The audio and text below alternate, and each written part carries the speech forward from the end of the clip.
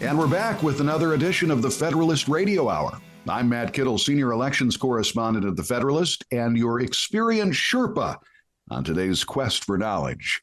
I'm joined today by Mark Mix, President of the National Right to Work Legal Defense Foundation.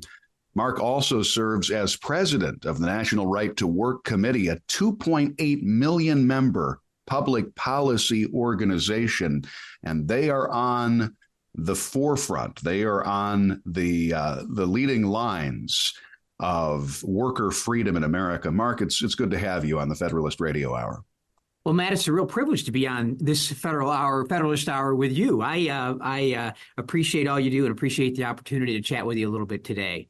Absolutely. I mean, this is an area, of course, where things are always subject to change. But I guess I'd like to start at kind of where we are today. You remember, we've talked about this on many occasions, that the current president, Joe Biden, early on in his tenure, said that he was going to be, or is, the most pro-union president in the history of the elected position. Has he shown that? I guess has that statement proven true?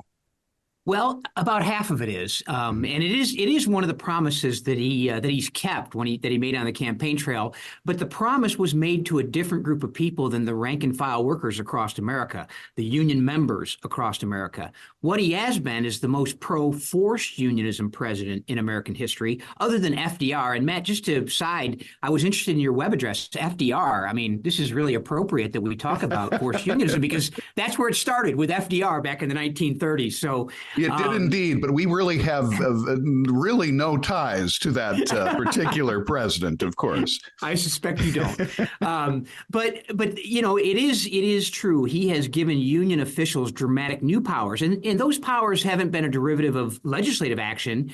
They've been a derivative of executive action. And so this whole of government approach to empowering union officials to compel more workers to join unions and pay union dues has really been the focus of that so-called promise he made early on that he was going to be the most pro-union president in American history. So it's a half-truth, but the truth is, unfortunately, the rank-and-file workers have suffered under Joe Biden's policies. Union officials, however, top union bosses here in Washington, D.C. and state capitals across the country have benefited dramatically from an increase in power and privilege. And one would think that was hard to do given what FDR set up back in the 1930s, giving union officials the ability to compel someone to associate with a private organization and then add insult to injury to force them to pay for that forced association. So here we are. The answer to your question, the short answer is yes, he has been the most pro-union president in American history. But that caveat, it's been the most pro-forced unionism president in American history. Well, those big union bosses certainly have benefited, as you say, and they have benefited the coffers of the Biden campaign. Lots of money still flowing in from the big labor unions. But we are seeing a pushback in this country. We've seen it for some time, but I think it's become more pitched over the last 3.5 years. There are a lot of people in unions today who are saying to themselves, wait a minute, I didn't sign up for this. Maybe I signed up for better hours, more money, somebody representing me on that front. Now I see my union dues are being spent for all kinds of crazy policy initiatives that I don't want to be associated with. I would imagine that your organization is hearing a lot from those folks these days. Yeah, indeed we are, Matt. And, on the litigation side, on the legal defense side, we have had just an incredible increase in the number of inquiries from union members and those that are looking at unionization, questions of that coming in. And I don't think we've ever been this busy on the Legal Defense Foundation side. And there's lots of reasons for that. But you nailed it. I mean, one of the reasons is the radical agenda of the top union officials. And You and I have talked about this in the past, Matt, the growing chasm between the values of the rank and file members of the union and the values of the quote unquote leadership of the labor unions. And, you don't have to go any farther for a great anecdote to this is Shawn Fain, the new president of the United Auto Workers Union, who's apparently under investigation again by the special master that's been assigned to keep track of the UAW because of the corruption and, frankly, the extortion and the racketeering that occurred among the top officials of the UAW.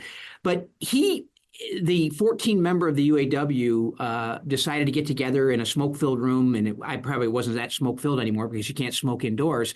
But they decided they were going to support Joe Biden. They were going to endorse him. And what that means, that endorsement comes with, as you mentioned, literally millions and millions and millions of dollars for political spending and organizing politically for that. But Shawn Fain goes on television a couple days after that endorsement, and he says this, and I quote, he says, "Let me be clear. The great majority of our members will not be voting for Joe Biden," close quote. I mean, the quote went on. He said they're going to be voting for their paychecks. But what he said was the UAW top leadership, the bosses, are going to endorse Joe Biden. They're going to use all this money to elect him president again. But yet he admits that rank and file does not support the policies of Joe Biden. So that's a great case study for the point you just made, Matt. It's just amazing to me, the disconnect, and how can people continue to, I guess, join labor unions in particular that have that kind of disconnect. But obviously, they find that there is some sort of value there. You're working on the front, worker rights, worker freedom, where people have said, I don't see value anymore. What are some of the big cases on that front that the organization has been dealing with? Yeah, well, we have one that's still ongoing, and I think you and I have talked about this in the past, but just to give kind of a rehash of it, we're representing a Southwest Airlines flight attendant by the name of Charlene Carter, who was a 25-year employee of Southwest Airlines, not a single blemish in her employment record. The only reason she lost her job is because she was sending private messages to her union president, the Transportation Workers Union, Local 556 in Dallas, Texas, that represents and I use my finger quotes here, you can't see it, represents the flight attendants for Southwest Airlines.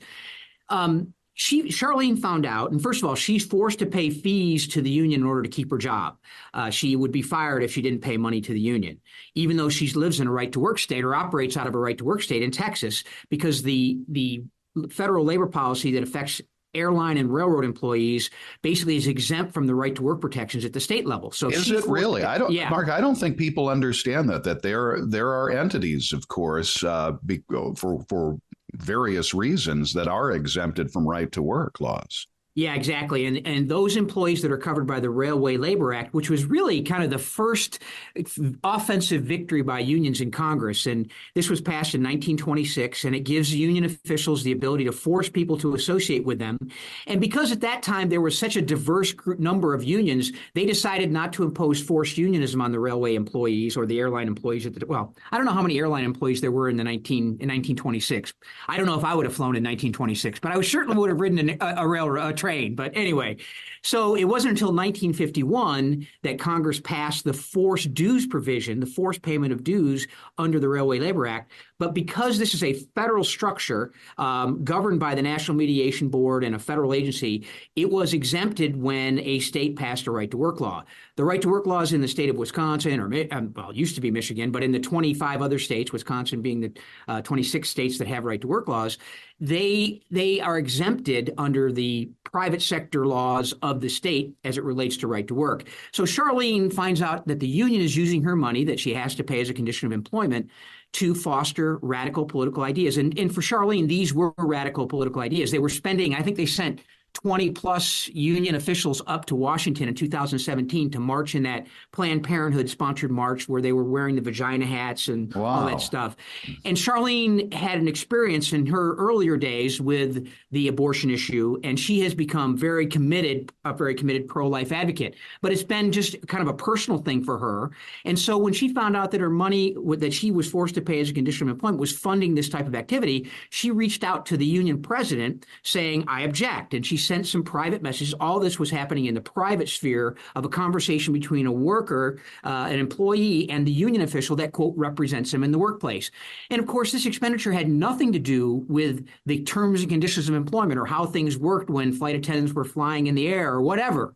It had everything to do with a political view that I suspect a larger number of flight attendants who were represented by this union probably objected to as well. But Charlene had the courage to do this. And so this case, she came to us. We ended up representing her. We went to a jury trial down in Dallas, Texas, and the jury awarded Charlene $5.1 million for this violation of not only the Railway Labor Act, but also a violation of the 1964 Civil Rights Act under Title VII. And so obviously this case, Matt, litigation never goes away. We just argued a case last Monday. We argued in the Fifth Circuit Court of Appeals for Charlene because the Southwest Airlines Union, or excuse me, the Southwest Airlines Union and Southwest Airlines appealed the case, saying that they did nothing wrong, and this was that Charlene was harassing the union official, but yet this had nothing to do with her employment. This was a totally inside the union effort because Charlene had already come out against this union president, saying she would help the recall of the union president, and she objected to other issues that the union was petitioning on, like the National Right to Work Act. The union put out a flyer saying, you got to oppose the National Right to Work Act that's making its way through Congress. And Charlene said, I support that because it would have changed the chapter of the Railway Labor Act that would have allowed protection there as well. So this firing came about. Charlene lost her job. We won the jury trial. She got her job back. She got back pay. And now there's still some penalties out there under the federal law that is being litigated. But suffice to say, the unions aren't going away quietly on this. Yeah, it's interesting. In that case, the unions try to paint themselves as the victim here. And what you just laid out, it's hard to believe. But this reminds me on the other side of a case that was settled recently by the Supreme Court, the Starbucks case. And the whole issue involving what is appropriate conduct. Let's talk a little bit about that, because I think this Supreme Court case speaks to a number of companies that are, trying to stay within the laws, but there are policies, there are rules that you have to follow if you're an employee, and that's what the Starbucks case really relates to. Yeah, that's exactly right. It's the NLRB, the National Labor Relations Board, which is the 5-member independent agency allegedly that adjudicates federal labor policy and would answer questions like this. And the Starbucks case is an interesting one, and we're representing a lot of Starbucks employees across the country now who are deciding that the decision to be in a union wasn't the right decision for them. And so we're trying very hard to get workers out by helping them with the decertification process, which unfortunately is not going well because this National Labor Relations Board, nominated by President Biden and confirmed by the United States Senate, with what are 3 union lawyers and a former union lawyer as the top attorney at that agency, have decided that anything that anyone does that would, quote unquote, have any impact on unionization is a violation of employee rights. And this Starbucks case goes to that, because here's a situation where workers were trying to organize. After the store was closed, they went in and filmed some kind of media production about this. And when the supervisors found out about it, they're like, look, you can't do this stuff. You know this. And it wasn't all the employees in that unit. But the question was, how do you discipline workers who are doing things like that? Or even a bigger case, if the NLRB is adjudicated and is now, I think the D.C. Circuit just ruled on a case where the union officials and the NLRB says that, Matt, if you and I, let's say you're a non-union guy and I'm a union organizer trying to organize you, and I come up to you and we start having a conversation. And I know the fact of the matter is, if we got in a physical altercation, you'd beat the crap out of me. I just know it. If you saw me on screen, you'd know that I'm not intimidating at all. But let's say that we talked about it and you said, I don't want to be in the union. And all of a sudden I punched you in the mouth. And I started swearing at you, punched you in the mouth, and this conversation has turned violent quickly. Yeah, Mark. Exactly. But the NLRB says this. They say basically that type of behavior, even though the employee handbook may say if you physically assault someone, whether with a punch or you verbally assault them in a derogatory manner, those can be conditions of termination. The NLRB goes on to say, well, no, wait a minute, that's, quote, protected union activity, organizing activity. protected concerted activity, and therefore you can keep your job. And it doesn't even go to union organizing, specifically the scenario I just played out where you and I are talking about union organizing. Let's say we just have a fight in the parking lot over some unknown topic. Well, the NLRB has decided that any altercation like that, particularly if someone's supportive of the union at any point, they would say that, that could be protected activity, and therefore you can't fire, you can't discipline. It's really an amazing thing that happens when you have this kind of tennis match between, how precedents or how statutes or how regulations are interpreted and enforced. And it goes to that Starbucks case, is that all of a sudden you get out over your skis on this stuff and you use that alleged privilege and you use the privilege or the alleged power to basically impose the will of union organizers on workers and punish employers for trying to keep, sanity and civility in a workplace. And that's where we've been for the last 3.5 years. We're arcing toward this. Look, if you say anything about unionization, first of all, you can't force anyone to listen, in the workplace, even though they're your employees and you're paying them. So it's really gotten way out, but the Supreme Court has rolled that back a little bit. They vacated that decision of the lower court and said, you got to look at this again in a different context. The district court, the Court of Appeals here in D.C. said that to the NLRB in another case related to that type of activity. So this is a kind of whole of government approach by the National Labor Relations Board and the Biden administration to expand the power in the workplace for union officials again. A little shameless promotion. My colleague, Sean Fleetwood, put together a very interesting piece on how the court decided that in a multifaceted test. And it's fascinating how they approached that ruling. And it really comes back. And actually, I'm thinking about a Federalist case. Perhaps you remember this, Mark, yeah. But this was just a few years back. But it was a free speech case where the co-founder of this organization had sent out a tweet. I believe we called them tweets at the time, not X's or whatever we're calling them these days, but got under the skin of a particular union member. And the NLRB, of course, said, well, that's intimidation or contributing to an unfair work situation. Ultimately, the Federalist won on that case because it was a clear-cut case of free speech, of First Amendment rights. But it's to your point.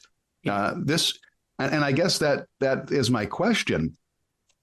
How much more powerful today is this NLRB than it was, just a decade or so ago? Oh my gosh. I've been doing this for I guess I'm 38 years into my right to work career. And I got to tell you, in conversations with our lawyers, we have 20 staff attorneys that represent employees for free. And they tell me in conversations with our legal director that this is probably the busiest we've ever been. Now, it's a different set of cases because of the dramatic increase in the power of union organizers to go into workplaces and the type of organizing they're doing. I mean, it used to be that you organized the United States Steel Company or the United States Coal Mining Company. Now we're unionizing Starbucks with 10 or 15 employees. Right. And so the union is looking at kind of the service sector employee group as a target, as the new target for unionization. And one would think there's you kind of check the premise of all of that, because some of those positions are starter, first career or first job indications, and there's a lot of turnover there. But that's really where they've gone for organizing. But I can tell you, we have never been this busy with the number of employees calling in, asking about their rights, asking about what they can do in their workplace to remain independent of organized labor. From Michigan, once Michigan repealed their right to work law earlier this year, there's just been a number of employees that have called in and said, hey, wait a minute, I got this payroll deduction thing on my check that says I'm paying union dues now. How did that happen and how can I get out of it? And so we've been helping employees across the country. But this National Labor Relations Board they're the kind of the voice, if you will, of labor policy in the country. They adjudicate all labor policy issues for private sector workers.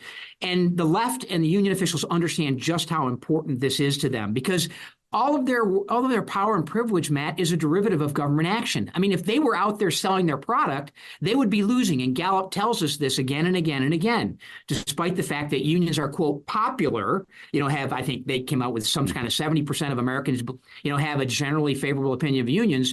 But the next question Gallup asks is, are you interested in joining only 11% said they had any real interest in joining a union, but yet they have power out of all proportion to their numbers because it comes with the politics. And getting back to what you said earlier in our conversation, that comes back to the money in politics. And, politicians understand they don't do what's right or wrong for the country or for their constituents. They do what is right or wrong for their reelection. And that's how unions have had this tremendous amount of power out of all proportion to their numbers. Indeed. Mark Mix, president of the National Right to Work Legal Defense Foundation, joining us on this edition of the Federalist Radio Hour. It's interesting, those polling numbers from Gallup, 11%.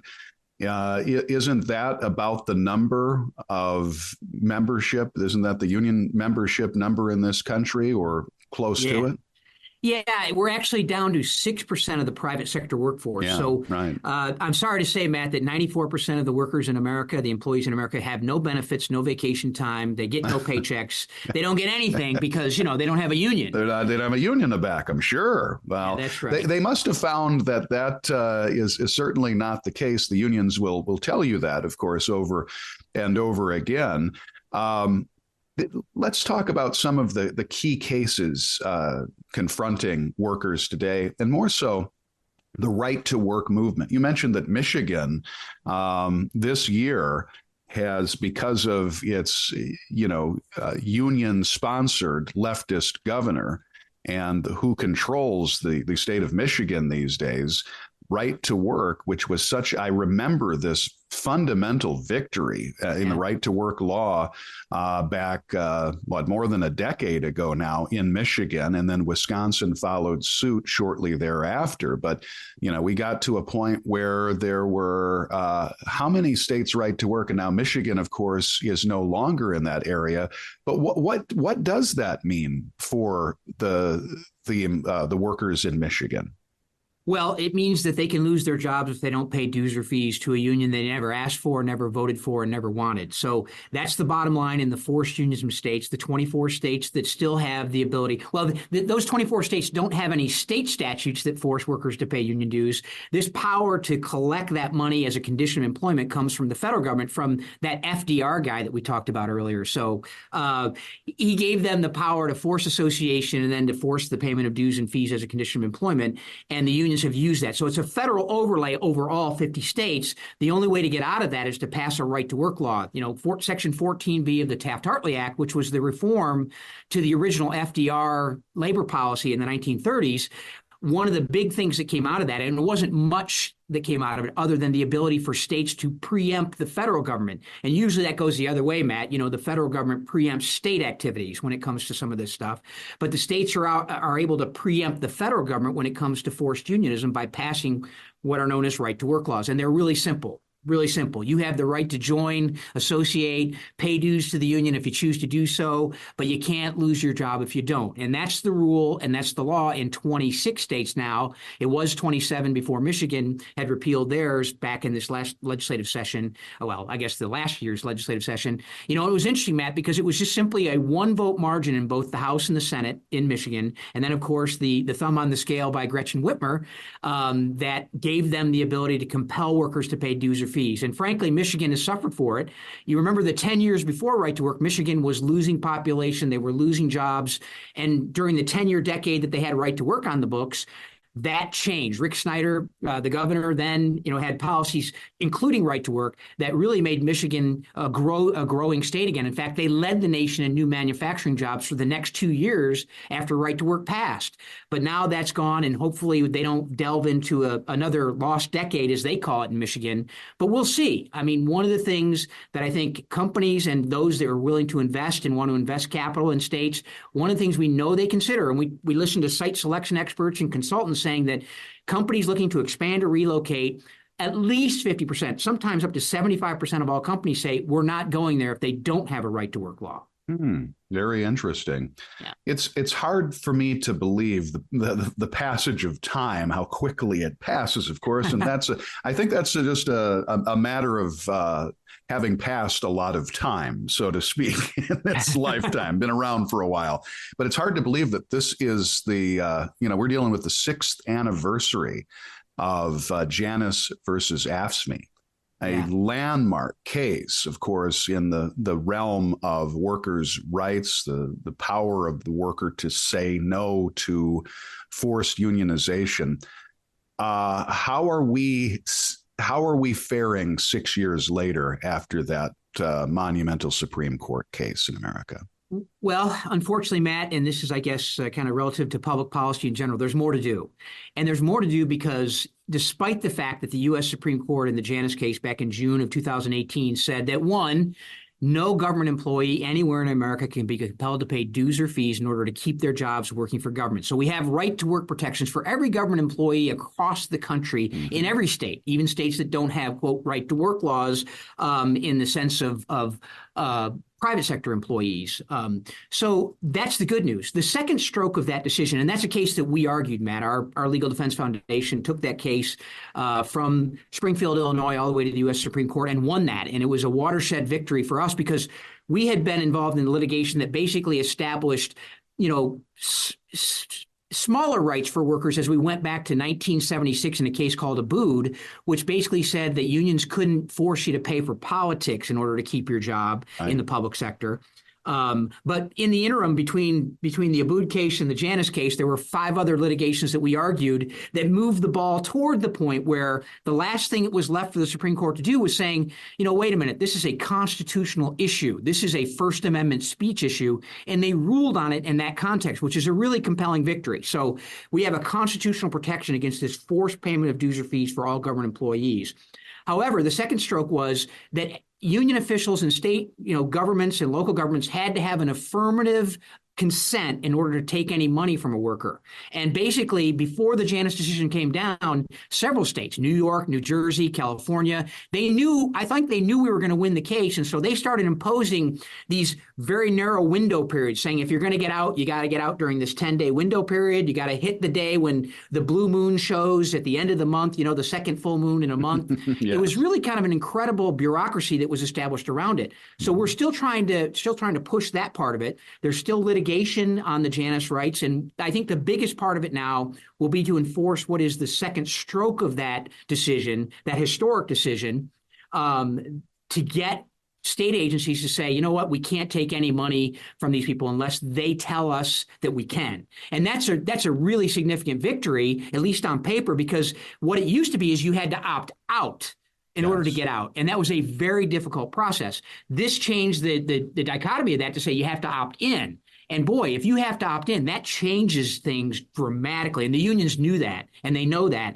And that's why they set up these these kind of bureaucratic tests for how to get in and get out, and frankly, just ignore that second stroke of the Janus decision. Well, I know because I've reported on them. I know that the National Right to Work Legal Defense Foundation has had many, many cases involving that magical time limit and the abuses therein. There are some really egregious cases, though. I know that your organization representing workers who missed out on a very slim window, but in some of those cases, that window really wasn't communicated to the worker, and they found themselves locked into a situation where they were forced to pay union dues. Yeah, Matt, and it goes even farther than that. I mean, it is outrageous that someone has to work really, really, really hard to protect not only their voice, but protect their money. And that's really the scary part about this privilege that union officials have when it comes to saying, hey, Matt, look, you're doing great on the job, but you haven't paid us your $50 this month, so I'm sorry, I've got to tell the employer that you need to be fired. I mean, that's literally the simple case for forced unionism in America. And union officials say somehow we got to force everyone to pay us because we know best for what's in there, for best for them. And it's like, you're too stupid to figure things out for yourself and just sit back, relax, send us your money, and we'll take care of it all. But that type of coercion leads to the type of corruption we saw with the UAW. It leads to the type of corruption we see every day with union officials, being caught with their fingers in the cookie jar, because when the money comes in with no accountability, that really begins to cause problems. And the only way that workers can affect the accountability of the unions is to be able to withhold their money if the unions are doing things that are outside the workplace. And, you made the point earlier that there's a lot of people that say, hey, yeah, I'd like to have a union negotiating for me about the terms and conditions of my employment, not for who I'm supposed to vote for, not for what ideological causes I'm supposed to support, but what happens on the shop floor. And that's really the important part of all this. If you want to join a union, the law protects that. If you want to organize a union, the law protects that, despite what union officials would say about how over the top, the pressure is not to be in a union.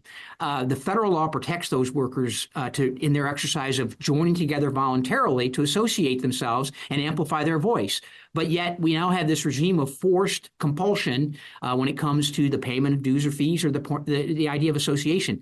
We'll continue to fight for that. But yeah, the barriers that are set up not only by the union, but unfortunately by the courts, basically accepting the union's position, saying, look, you can't decertify us for 3 years except for a small 30-day window at the end of a 30-day or 33-year contract, which no one will tell us exactly what that window looks like and when it is. And to your point, Matt, even more violation of rights is, the idea of, okay, when did I sign my card? When can I get out? What's the window period? Well, let us look into it. And then the next call back is, oh my gosh, you missed it by 3 days. I'm sorry. You got to wait another year to exercise those rights. You back to Janus for a moment, and as you noted, you folks at the foundation did incredible work on that, bringing that to fruition. I know that was not an easy legal fight. It took years. It took a lot of time. It took a lot of resources. It took a good deal of expertise in labor law. Let's face it, the individual that avails themselves of your services, they don't have that kind of expertise. We're going to talk about what your foundation does on behalf of workers and workers' rights for free in just a bit. But I want to take you back to, I remember it almost felt like I was airdropped in July of 2011 into the city of Madison, Wisconsin. And as you know, Mark, this is not a conservative bastion. This is to put it lightly, it is a very union-friendly town, government union-friendly town, of course.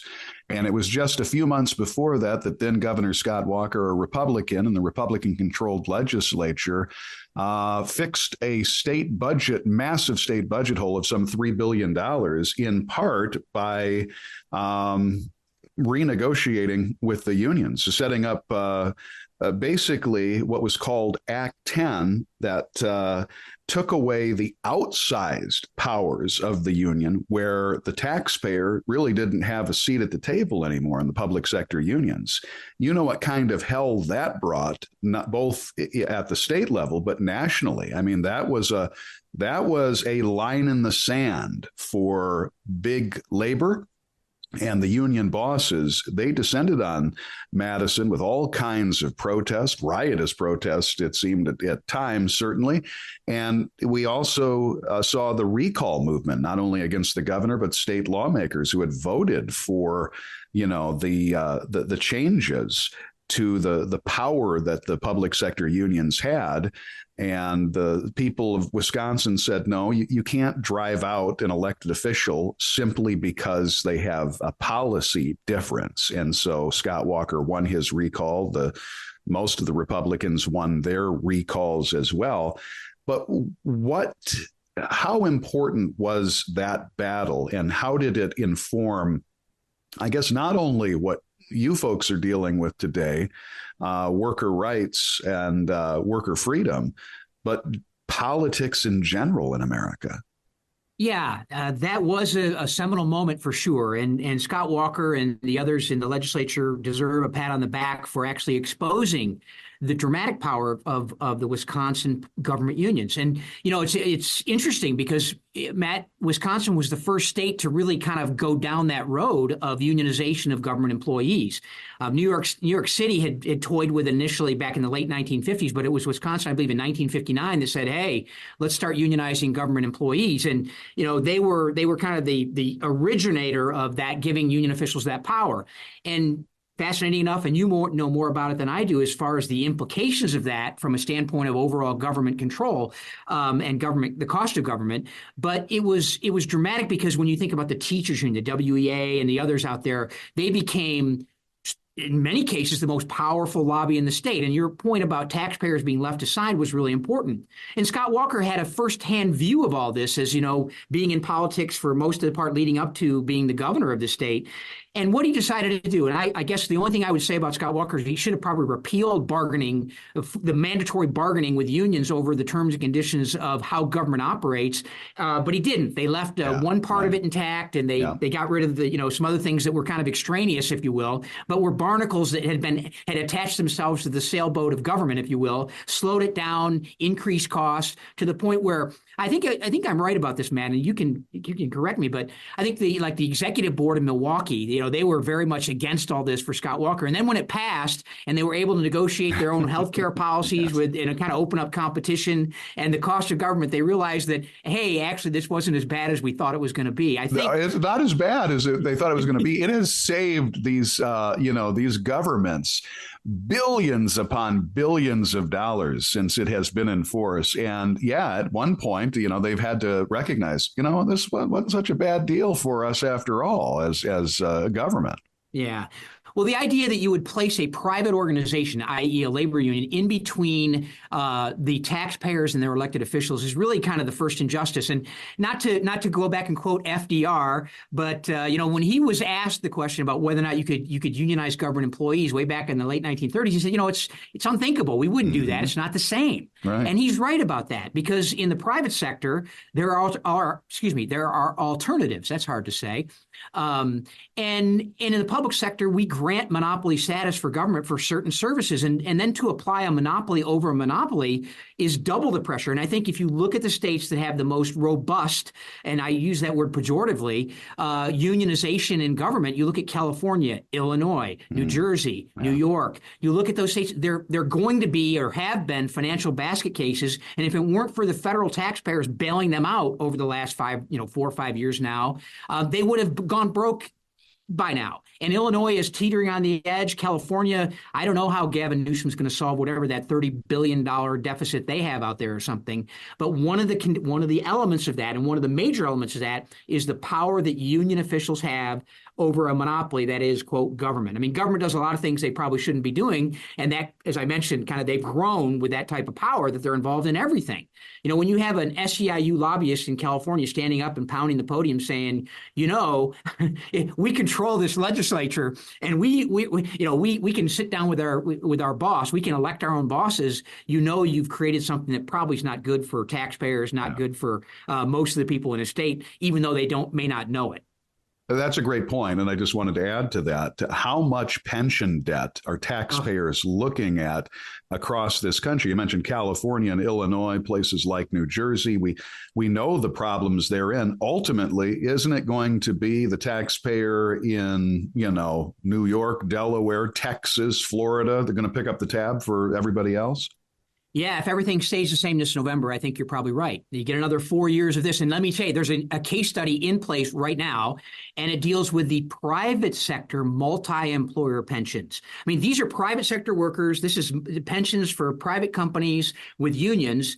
And basically, Joe Biden put together an amendment in, I think it was the CARES Act or whatever bill it was, one of the bills that they passed that poured literally, trillions of dollars into the economy, that the federal government has mandated that taxpayers across the country will bail out private sector pensions to the tune of $94 billion all the way through 2051. So any union pension fund that is touted by the union saying, hey, we can give you a great pension, I think they've already doled out $54 billion. They just doled out, I think, another $12 million yesterday to the Arizona bricklayers. These are private pensions. So, Matt, I don't know what your pension looks like, but if you're in charge of it and you've lost money, you should go crying to the Pension Benefit Guarantee Corporation in Washington, D.C. and ask them to make you whole, because that's exactly what we just did. I would definitely, if I had a pension.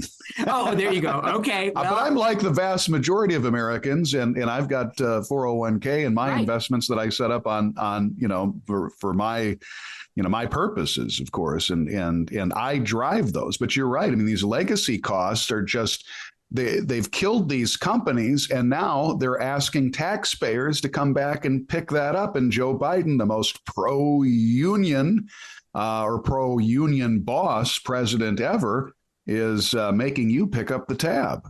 Yeah, and they're taking credit for it. The press releases are just unbelievable. These people have worked so hard in their life; they deserve a pension. So federal taxpayers mostly are required now to pay it off. And I don't begrudge those people because the corruption in those pensions and the mismanagement of those pensions. I mean, we have this whole new. Well, it's not new. Nothing's new when it comes under the sun.